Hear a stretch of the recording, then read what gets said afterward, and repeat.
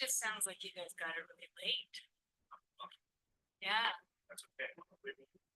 yeah. We've never gotten those ever. It's interesting you got it so late though. It's we sent those. Yeah, very.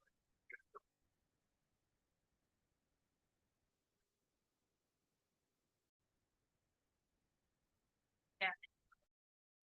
Well, I mean, if the property is zoned that you get. Sure. That's maybe it's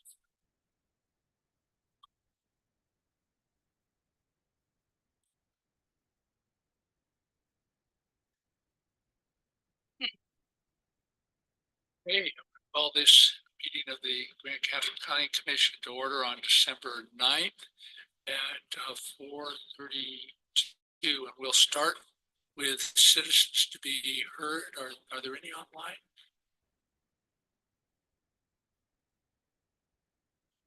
Okay, any ex parte communications or disclosures that anybody has? Yeah, there should be roll call too.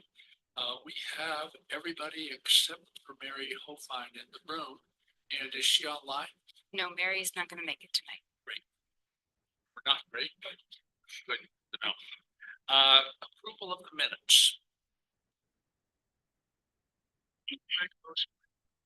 A second. And one small piece of discussion.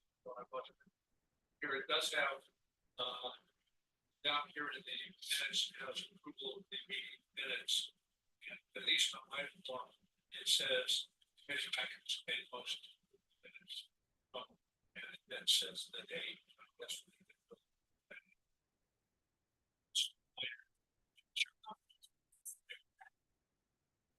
Any other comments? We're voting to approve the minutes with that small addition. All in favor?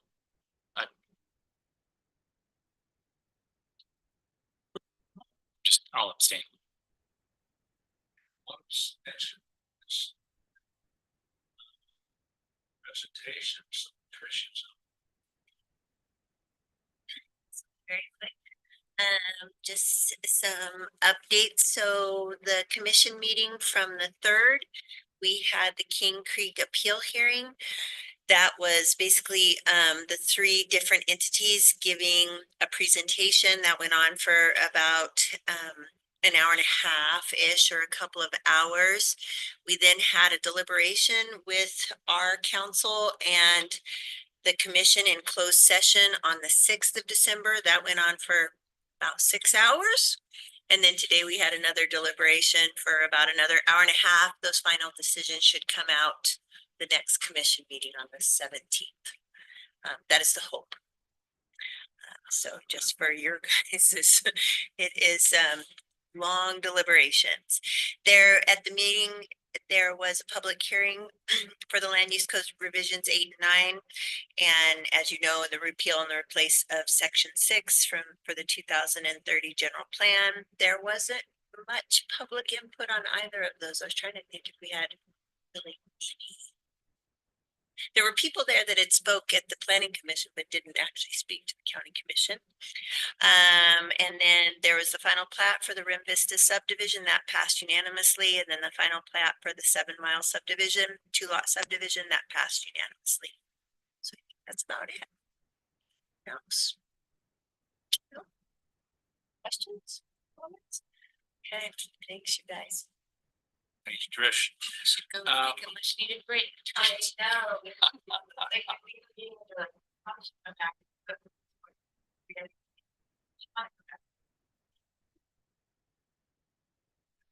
Okay, I guess next up is the application for the planning commission position. It has Amy on the line, I think.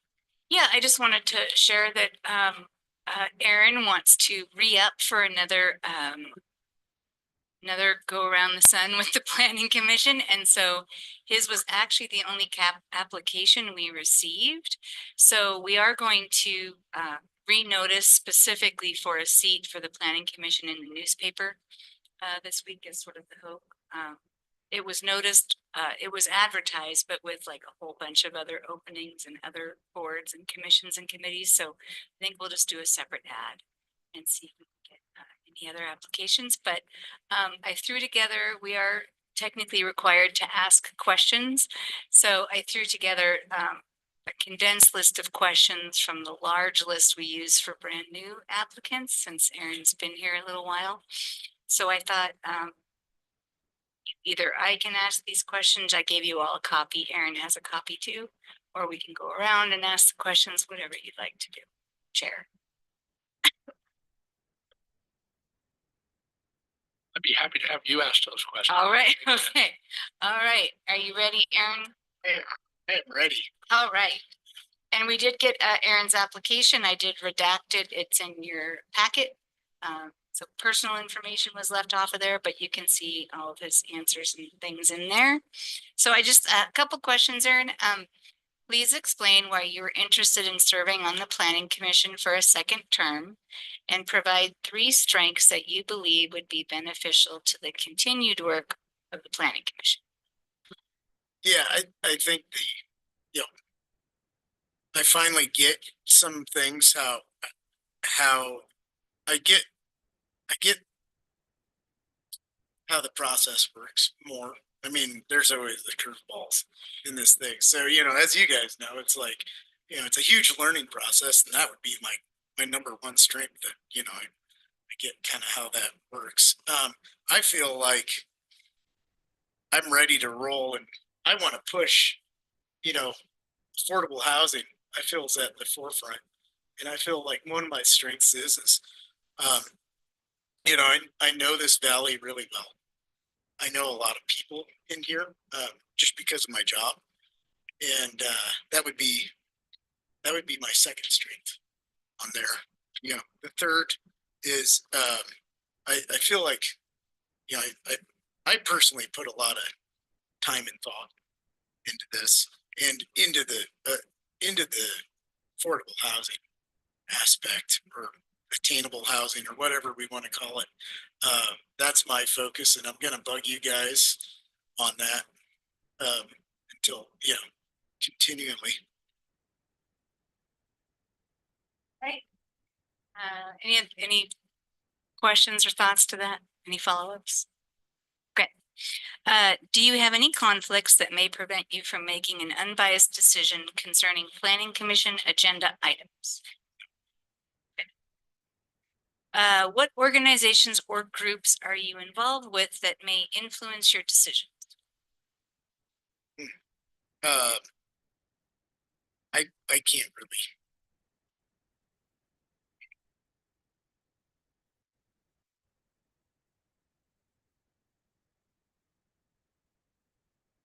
I don't, no, I don't really,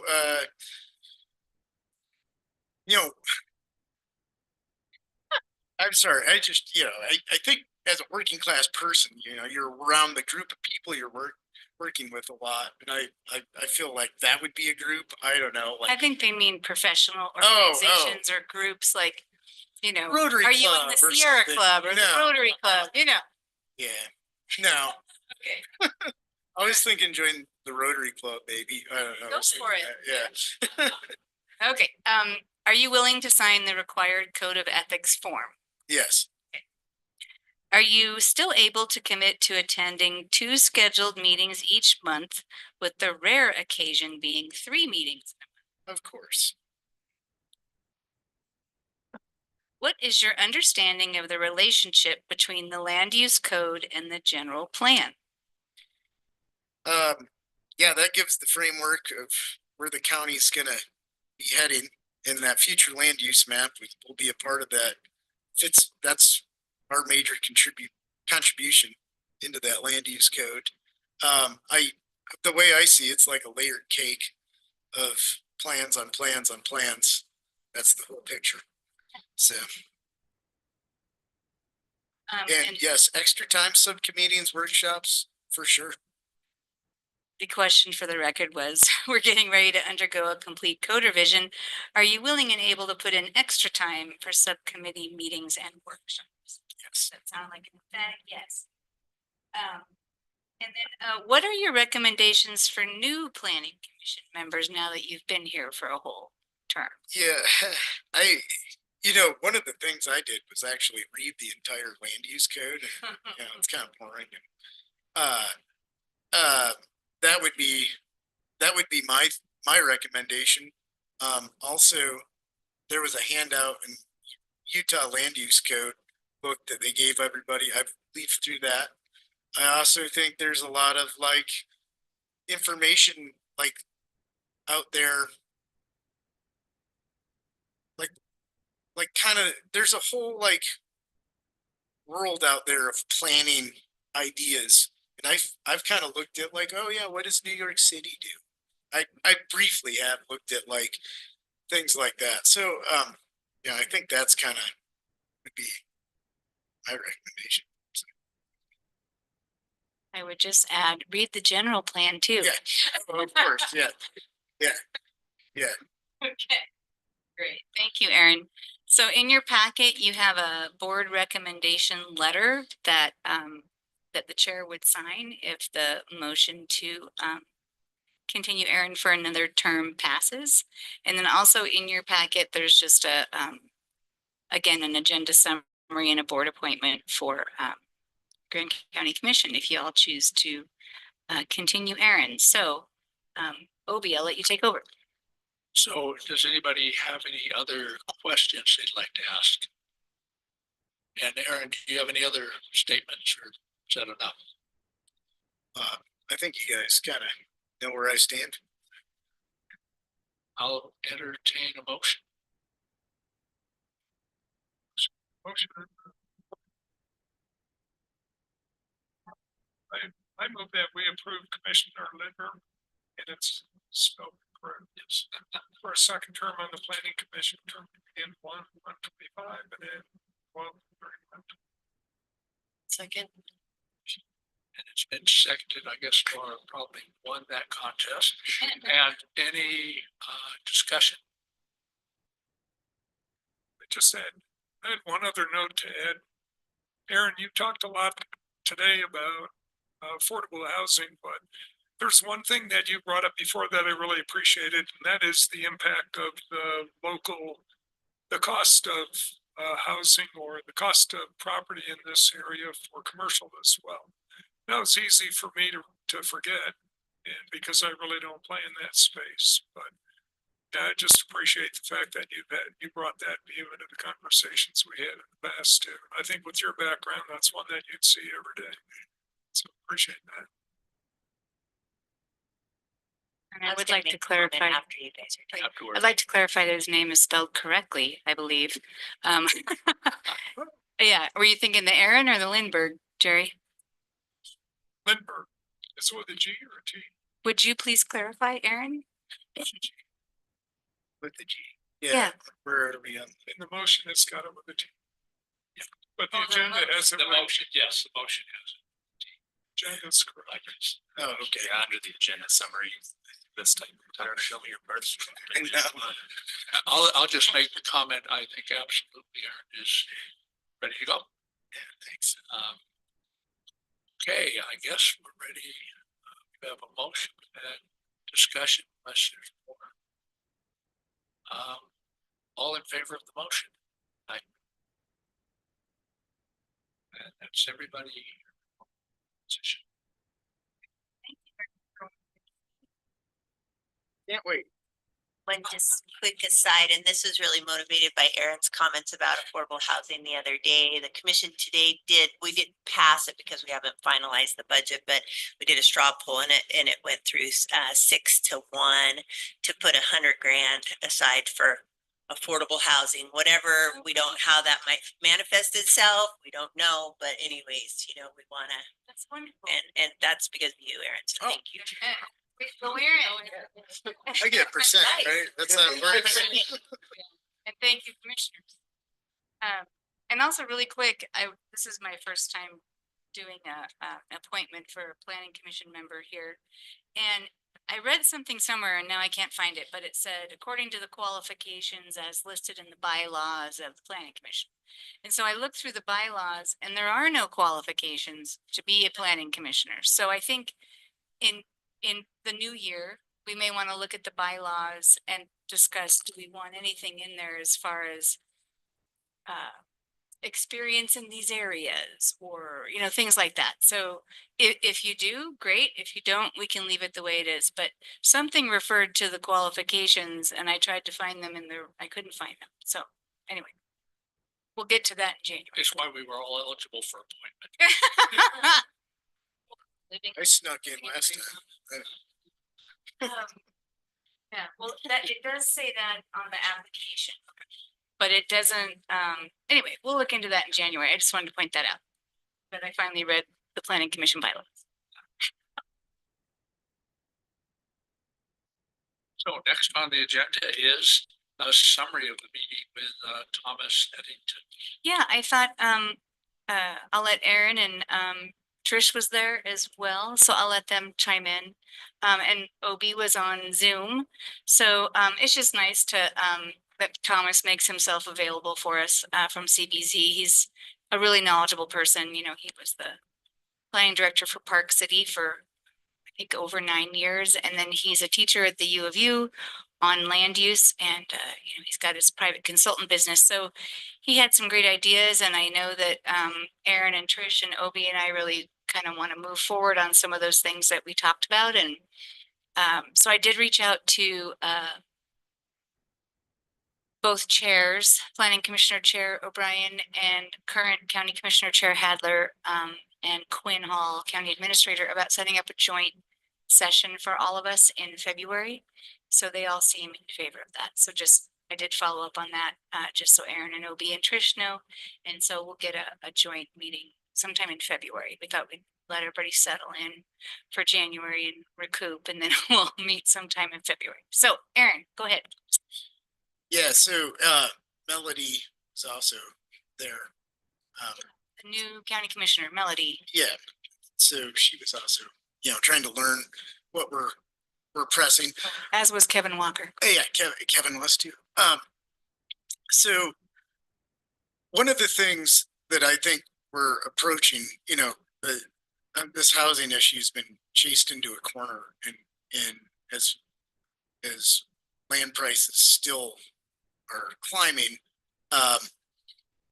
the strategies. What was interesting on that in that future land use code packet was they had like a half a page on suggestions on what we should do, and that's what I kind of wanted to like unpack with Thomas. Is like, hey, what do you mean by that? Like he had like public-private partnerships, and I think we might have talked about that with him in one of these meetings.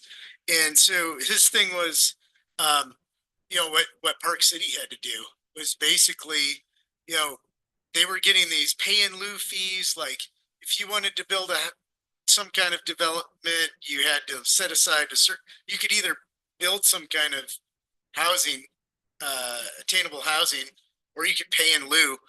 And everybody chose to pay in lieu. It's very hard to get this done.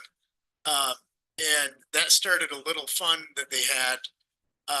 They built, what do you say, 13 units with that fund. But he basically is like, Park City had to basically be like, we had to buy property. We had to build it. There's no federal money. He, you know, not that I'm taking him for gospel truth, but he was like, this is a thing that like, basically you guys kind of have to solve on your own. Right. So, what that buy-in meant, how Park City does is, and I've heard these, I think Telluride does something similar. But they basically put up a bond levy, and when you're on a lottery list, like let's say somebody like me, hey, I want to own a place here. You're on a lottery list. You get chosen, and you would we'll back this up. Park City, I think, had the property, and then we're like put out a bid to build on it, and then they sold it, but they sold it with deed restrictions. 3% gain per year. You had the first right of refusal was the city, and the city was like, then would take it and sell it to their lottery list. And that's kind of like their solution on that. Other things Thomas said that was interesting, he had really liked their HDHO program. And we were kind of explaining like that has timed out, sunsetted out. But he was like, that was really unique. The Park City one also has an income cap. And so that was like one of the things he identified was the difference between HDHO and their program. But that's, I don't know if you guys have. Yeah, and just to clarify, when he was talking about the HDHO, he didn't know about it until we were talking about it. And what he liked about it was the fact that it was strictly workforce and that it could potentially help the missing middle or the middle income folks versus being the affordable with a real low restriction on AMI. So I just want to clarify, that was what sounded interesting to him about it. Yeah. And so go ahead, Obi. I'll just, a couple other things. One of the things we talked about was Royal Crossing, of course, because it's the one really successful thing on housing that's happened in terms of how many houses get developed. It was, well, they had free property, right? Because someone gave a gift. I mean, most of us know who gave that gift. Making it affordable. I don't know how much the county did in terms of allowing that particular, I don't know what the zoning was in that area to start with, but that's another thing that can happen. So there was some discussion about, does the county have property they could donate for such a thing? And he said, oh, these public schools might have property. Now, of course, the county doesn't control those property, but the public schools might be interested in cutting some kind of a deal, which is kind of interesting. He also mentioned a bond issue. That's actually where they did start with this 13 house thing where they raised the money in the way I think Trish is just mentioning. That is, they had the county put away money for a while, and they got some on this in lieu stuff. But a bond issue is an interesting idea, and that's what they've done recently. And then we didn't ever talk about it a lot, but I guess tax abatements. Let me try to do this because I hadn't heard of them, but maybe the owner of the house pays 10% of their taxes the first year, 20% the next year, 30% the next year, until they pay the whole 100%, making it more affordable. So I thought that it was really nice. It sounded like there's lots of ideas out there that we haven't fully tried. They may have all been investigated. We haven't tried them yet. So I thought very nice. And it is Aaron who suggested, well, why don't we follow up on this kind of 2 or 3 paragraphs at the end of the future land use plan. So very valuable. And just to clarify, the bond issue that you're talking about. So the Park City decided to float a proposed bond out to the voters. And the bond was for a pretty hefty amount, if I recall. What? I think it was over 10 years. It was a lot. It was a lot. And that was to go over, I think it was till 20, I didn't bring my notes, I apologize, but it was over a set period of time. And so they allocate a certain percentage of those funds every year towards a new project is the idea. And so it does require the approval of voters.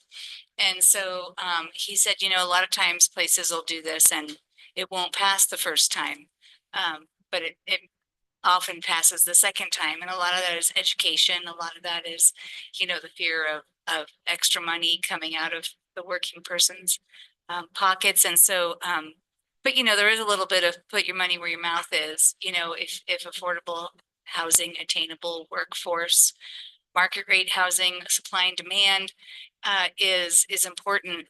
Sometimes that is, I think the way Thomas put it was put some skin in the game. And so that's also in the idea of tax abatements.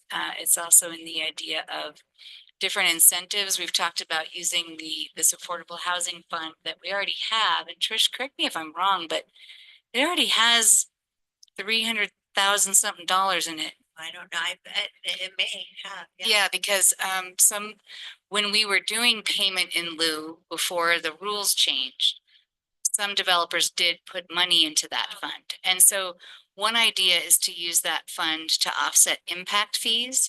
So impact fees are extremely expensive. It's a huge hindrance to people that just want to do an ADU or want to split their lot and just create another lot with another dwelling. It's pretty prohibitive. And so I'd like us to explore how we can offset those fees for folks and maybe use that fund for it.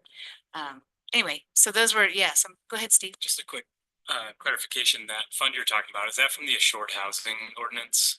I believe it is, yes. That's no longer. The assured housing is no longer correct. The state put some different rules on that a couple of years ago, and you had to have an ordinance passed by a certain date in order to keep that going, and apparently the county did not. The city did, the county did not. But there was some money put into a fund, which I've been kind of trying to find out where that is. And so we already have a little bit of money in there, and that's great. The commission wants to put some more money. Yeah, So I can ask Gabe about that. yeah, and then there's also the idea of could a portion of impact fees go into that fund? Yeah, There's also the idea of, Thomas brought up a lot of lobbying ideas where all of the resort communities should get together, all the resort communities in Utah should get together and really lobby the legislatures for different ideas, for how do different things with taxes and money. And I know he also brought up, what was the other thing he brought up? Oh, the National Park Service. He said that it was Yellowstone that partnered with the National Park Service to get some housing done. Anyway, It's interesting. or I'm sorry, Yellowstone was the national park that partnered with, I think it was Jackson, to get some housing. So he was going to look into that for us too. oh, no, I just let you go. But so as far as properties and then the partnership, and actually I'll ping off of that, I actually talked to the superintendent. So the school district has two parcels that are pretty good. The old Red Rock Elementary, which is sandwiched between Locust and Tusher and Mill Creek Drive. I mean, that parcel is like ripe. And I talked to this, I think back in the day with the old superintendent and some of the old business administrators, they were onto the idea of providing housing. And I have talked to the new superintendent about that. And I said, this idea of partnering with the sheriffs, police, firefighters, and the agencies, and it's like coming together. You guys provide the land, they build it, and you have this housing.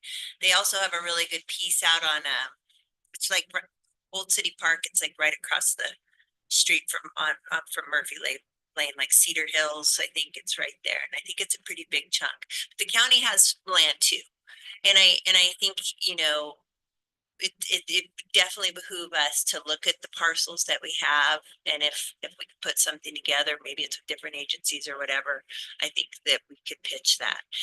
There's that one parcel that Cane Springs Development wanted to buy because they wanted it for fill. So above the bowling alley, it's not the most attractive parcel, but it's buildable. And then we have a really large piece actually in San Juan County. Yeah. But so I think that that's definitely all things that we could strategize and come up with. You pitch it, and I think it's a great way to use that land. Brainstorming. Right. Great. And if the land trust is already, if they're ready to go and they just need land, that's an easy pitch, right? So.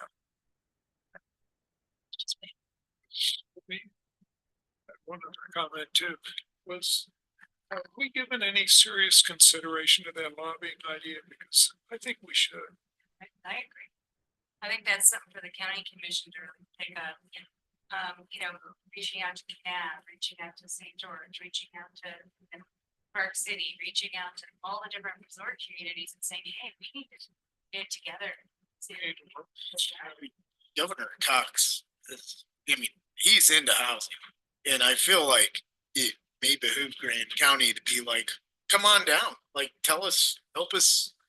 What, Well, but I think there's an appetite for it. it's specifically, my thought is that that transit tax that's collected here, a lot of that never comes back. And in Yeah, fact, that's one thing. it's hard to argue against that would be a good use of that because it's the impact of all of visitors here is the reason these people are here working.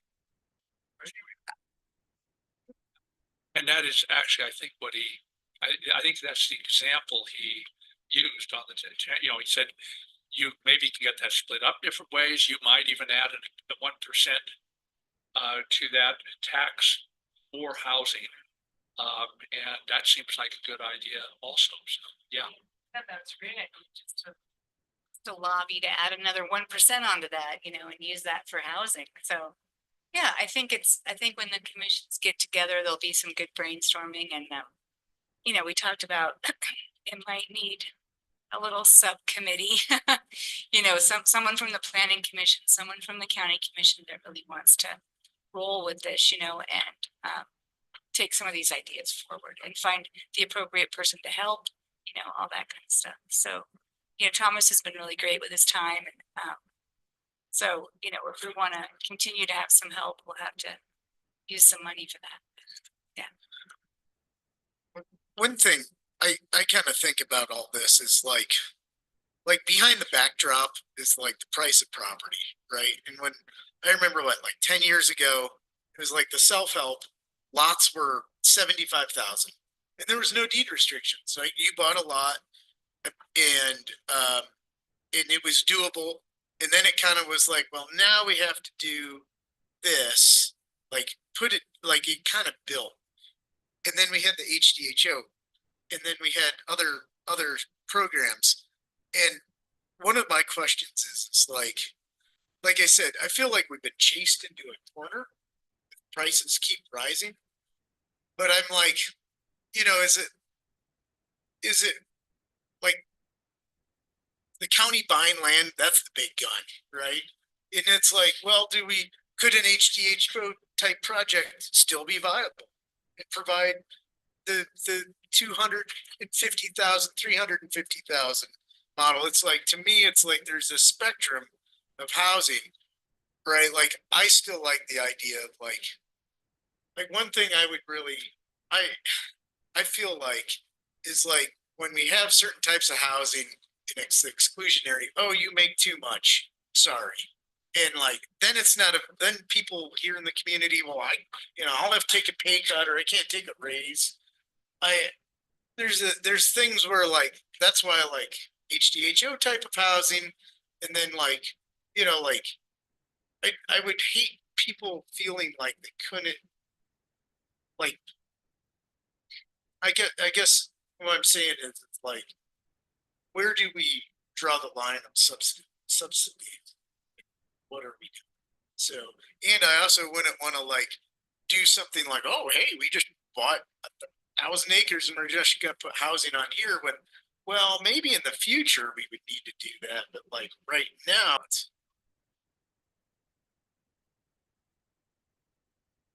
like, I think we have to look at that median income of the county and try to match your housing supply with that.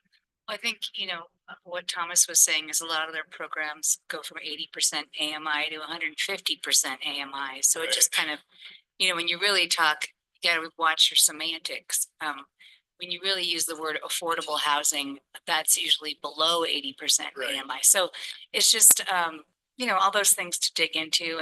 And yes, I agree. We need to provide housing for all those levels, not just, one particular level. So. And also, what's his main point? That is, he wasn't looking for housing for doctors, but at one point he said, maybe a doctor earns $160,000 a year, and I don't know what the standards are now, but maybe you can afford a house that's 3 or 4 times what your annual salary is, I can't remember exactly his words, he will say 3 times, and he said, a lot of doctors can't afford housing in Park City because it's so expensive. Now, I don't know what housing they're looking at, but yeah, he was saying that there's a whole range of people, maybe not the doctors here, who can't afford housing. Well, it's not just here, it's in pretty much any city in the US. So I think it'll be great to get the joint session going. And in that joint session, we talked about setting some goals for 2025. And so I think that'll be really good to, where we want to try to tackle this year from a commissioner standpoint. And so I think that might be good to either planning commission is going to research this, the county commission, or however you guys decide to break it up. But I think that'll be a great idea. And then, as we start the code revision, there's going to be a lot of, I know there's a lot of talk about the HDHO and the ADO, which didn't exactly work in a lot of ways. And so there's questions about what could we change about it to resurrect it. So we'll get into that too. I don't think it should be resurrected the way it is. I think it needs to have some tweaks.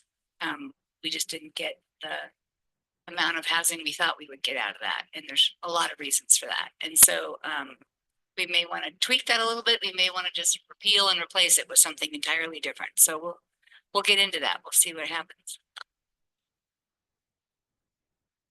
But thank you, Erin, for resurrecting. Right. We appreciate it. No, we just had a really informal discussion. Yeah, I mean, he's happy to. He's been really generous, but I'm sure he'd be happy to do another workshop. If the commissioners get together and have this joint workshop, and then maybe we choose let's focus on these few areas. I'm sure he'd be happy to help us, move forward with some of that, give us his thoughts.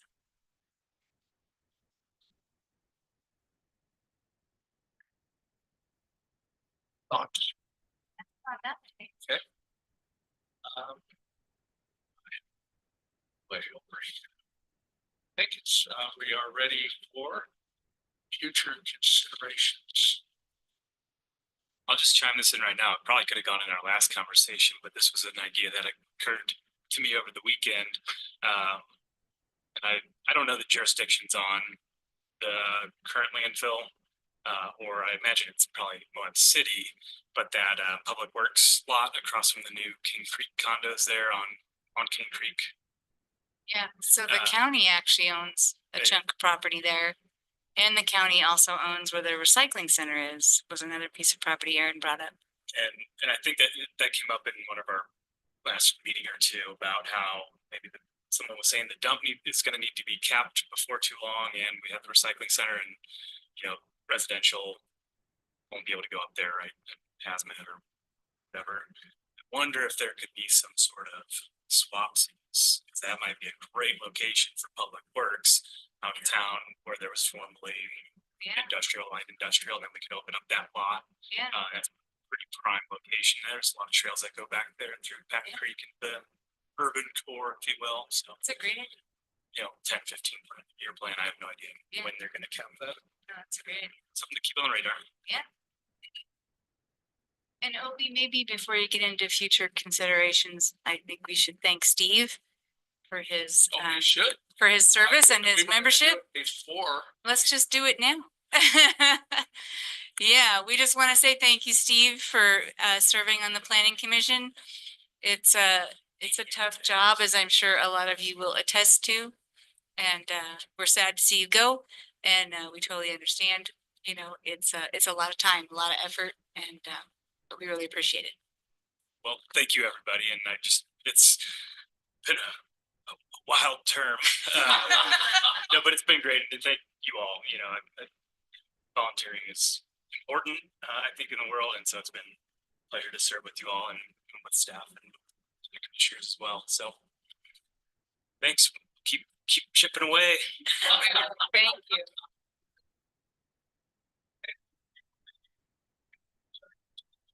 I should mention, I'm going to now, we've been in a kind of funny, state where planning staff's gonna be terribly busy anyway, going forward, but getting this kind of future land use plan part underway. But I'm gonna start pushing the thing on protection for watersheds also in the new year. So just, you'll probably see some stuff on that, maybe February-ish or so. But I'm going to start trying to get that ball moving because I think it's an important ball to get. Yeah, I just wanted to bring up that our first meeting in 2025 will be January 13th. And at the first meeting of the year, we do election of officers. So we'll be looking at the chair position, the vice chair. And then we're also going to be looking at approving the 2025 calendar of meetings. So we'll look through the whole year, and as happened, there was some, I don't know if it was really thought through during the holidays. So a few times we had to go, oh no, we can't do that, it's a holiday. So we'll just look at the calendar for 2025 and get our meeting schedule set, and look at goals and objectives for the year too, just for the planning commission itself. You know, one of the big ones is going to be the code revision, and things that Chair O'Brien mentioned as far as getting certain things in the code that are important. So I'm going to be I might get irritating next year because I'm going to really hammer the fact that this entire holistic code revision needs to happen in one fell swoop. I'm not going to be supportive of little piecemeal code revisions throughout the year. It's a big project. Everything sort of needs to be put on hold and incorporated into the new code as we move forward. But I will not be very supportive of little tweaks. I'm just going to tell you that right now, because the more we do little tweaks, and we're also working on the holistic code revision, it's just, you know, it's just not good practice. So I'm sure some things could happen that we notice, oh my gosh, you know, like this is kind of imminent, or something might come down from the state that we have to deal with. But certainly making sure we incorporate things that need to be in there that are not in there. We definitely need to make sure that happens. Following up on that quick question, getting ready for this. Does anybody know, is the county empowered to place a temporary moratorium or withdrawal on certain types of land use applications for planning purposes? Other jurisdictions are able to say, we're not issuing this for, 6 weeks while we're. So we currently have a moratorium in place pending code revisions. We've done it twice in a row. I'm also not going to be in favor of that because we've already done 2 in a row. And I think that's not going to be looked upon very favorably if we do a third. We could certainly try it and propose it. That's your determination. Yeah, and let me clarify, it's not a moratorium. What it is we put people on notice that we're doing a code revision. And if something changes during the 180 days that we currently have in effect, they may be subject to whatever that new regulation is. So what it does is it puts developers in this very precarious position, not just developers, but homeowners that want to move forward with something where, well, okay, if I move forward with this, you're telling me 3 months from now, you might change it. So it's a really tough position to put people in. And I wouldn't be totally supportive of that because we've just done 2 in a row. And people are kind of tired of the uncertainty. Yeah, So I agree. I think that just speaking philosophically at the moment, I think putting people on notice that the rules can change out from underneath their feet is worse than saying, don't apply for that yet. Wait 3 months and then apply with the new look when it comes out. yeah, absolutely. Yeah, And Tony, there is actual moratoriums that you can request. That it has to be approved by the state, not just the county commission. But there is actual moratoriums, and they are very specific, and they can relate to code revisions. So there's very specific timeframes. So we can look into that. And that I agree with you, an actual moratorium is different than what's in place right now. Right. But there's been a lot of uncertainty out there and I hesitate to continue that, but it can work if You you know have what a your real good capabilities time are. frame. Yeah, I because was it's, just for my own edification, wondering what the tools are now. yeah, a moratorium is literally a timeout. So there's very specific timeframes to it, but code revisions are one reason that you can apply and can be approved. So yeah. Yes. So, uh, during this time that you're going to be doing the code revision, I kind of want to know, like, what our expectations are. Because in some ways, I feel like we provide the tweaks. Like that's what like our job is to be like, oh, do this and this. But I understand there's time limits, so I'm like, well, a couple things is I sometimes think maybe we could have maybe a timeline. I've talked about this before, like a timeline for the year. And then I just wonder what kind of input and stuff you're looking from us, because I'm like, oh, well, is there even a role for us? Oh, yeah. You know, but Yes, I'm there just is. saying, There. like, what I guess what I'm hearing from you is like, you don't want like lots of little things that drag you down, but like, what do you want then? So what I was responding to was, since I've been here, there's been a lot of very specific code revisions to very specific sections. And what I was getting at is with this code revision, we're going to be repealing and replacing the entire code. Okay. And so we're going to be hiring a consultant who's going to be helping. And come January, we will probably do just what you said, Aaron, where we're going to look at what the goals are for what we do want to change about the code revision. Staff certainly has a laundry list of things. And I'm sure the planning commission has encountered things as you look at the code that just don't make sense, or it refers to a section that doesn't exist, or refers to the wrong section. So staff has been creating quite a laundry list of those issues for a long time. And then I know the attorney's office has some things that need to get changed, the engineer, the roads department. I mean, so I think, there's going to be a meeting with all the departments of, okay, here's my priorities, right? So engineering, here's the priorities I see. Roads, here's the priorities I see, right? And then there's going to be priorities from the planning commission that you're going to want to see, like Obi wants to see some things in there. Things you've noticed, things you'd like to see change. The county commission is going to do the same thing. And we create a request for proposals to look for a consultant. And in that, we call it an RFP. So in that RFP will be sort of, here's what we're trying to do. Here's our proposed timeline. Here's the extent and the depth of what we need you to do for us.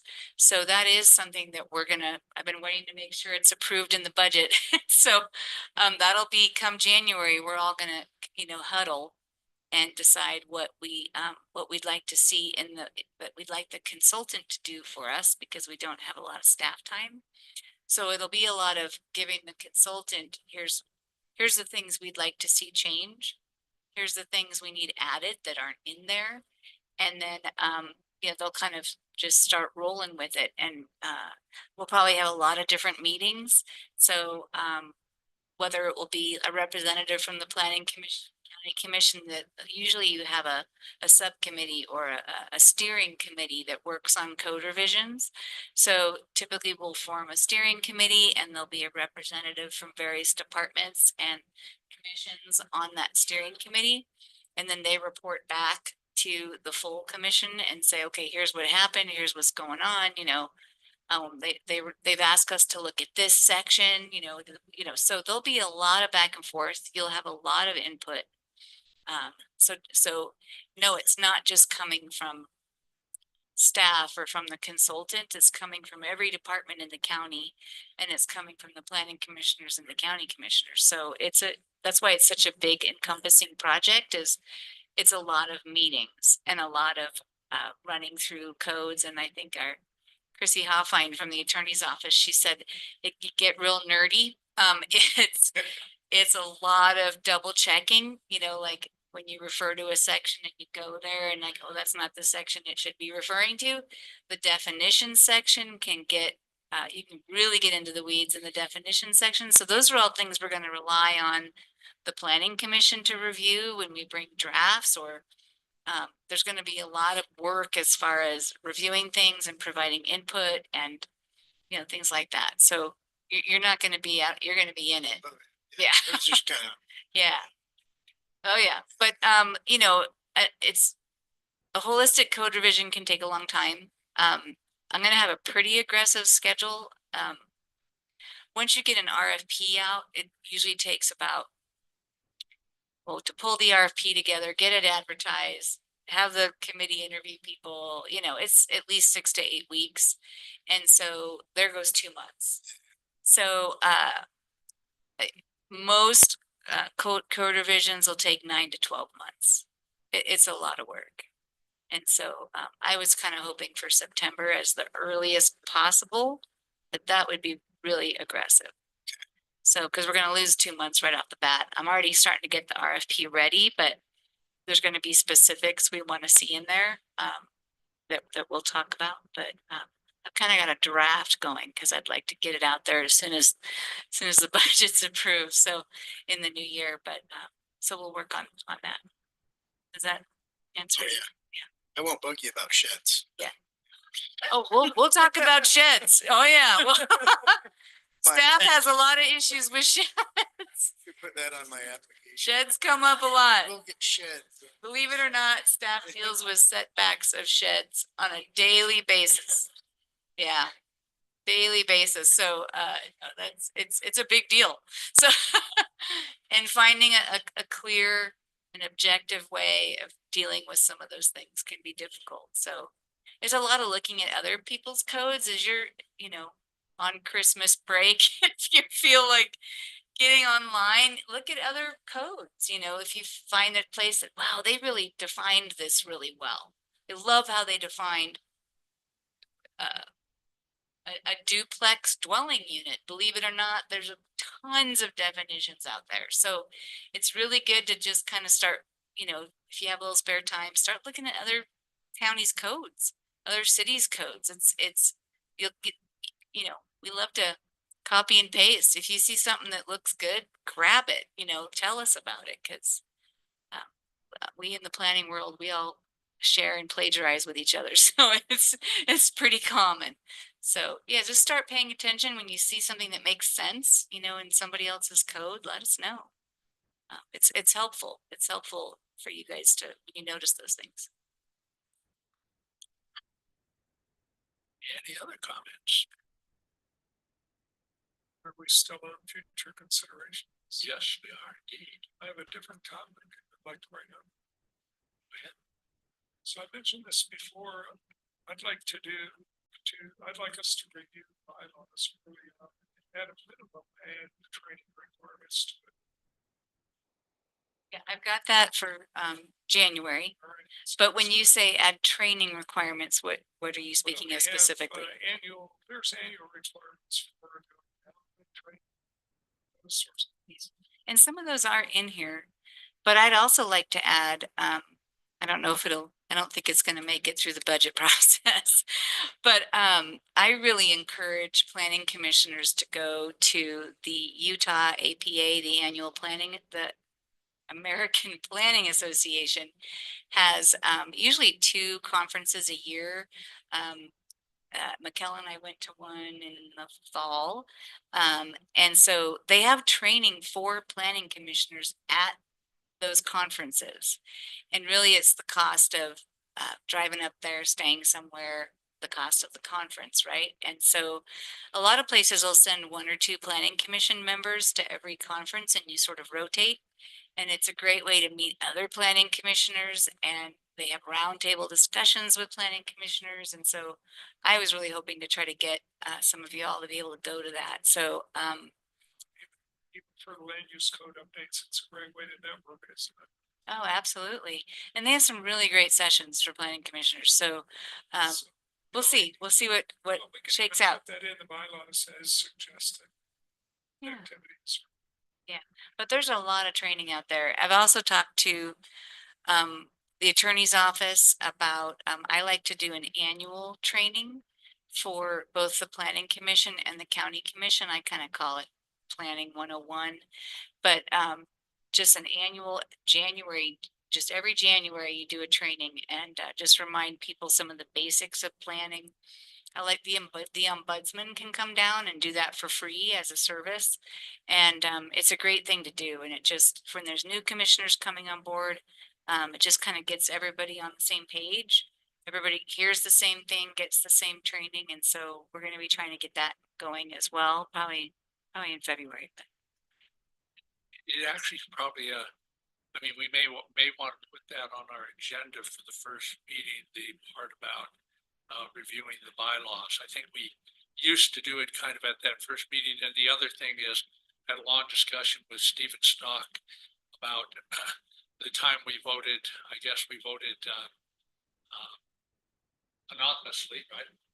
They, on little slips of paper for a new appointment to the county commission.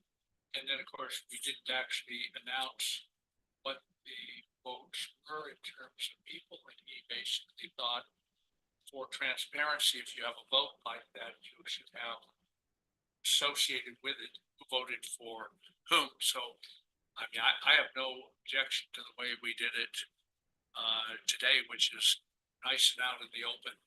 And so we might just eliminate this thing of having a secret ballot, which gets counted, but then eventually you should have telling people who people voted for, because otherwise it's not transparent enough. At least this was Steve's line. So anyway, so we might just set aside, and that means we might want to think about anything we want to change in the bylaws that we bring up at that meeting. They're appropriate. So I guess that was my request too, was to Yes. work on the bylaws. And Yes. one of these are my meetings, and so it looks like it's gonna make. Yeah, and we might. I've heard you guys loud and clear. I've written bylaws down about 3 times. Got it. To that meeting too, is it possible to get those bylaws sent out to the spring? Spring? But do you know that they actually are on the page? If you put in Planning Commission Grant County, it's actually on the page. I think there's maybe 2 documents on there. But yeah, you could, yeah. we'll either send you the link or send you. That'd be- Well, Any other comments?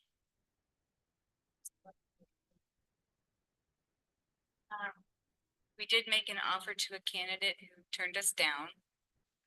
So we are having 2 more interviews this week, and we had another interview earlier last week. So we're hoping out of those 3 people, we end up with the right person. So we'll see how things go. Hopefully, we're hoping to nail it down by the end of the year. So that's the goal. So we've gotten a few more applications rolling in. It's still open, so it's still out there. But yeah, hopefully we'll get somebody soon. Anything else? Do I have a motion to adjourn? Steve, motion to adjourn? So And second. Any discussion? All in favor? Unanimous. Thank you. And thank you, Trish, for hanging in there. I know you've had a, yeah.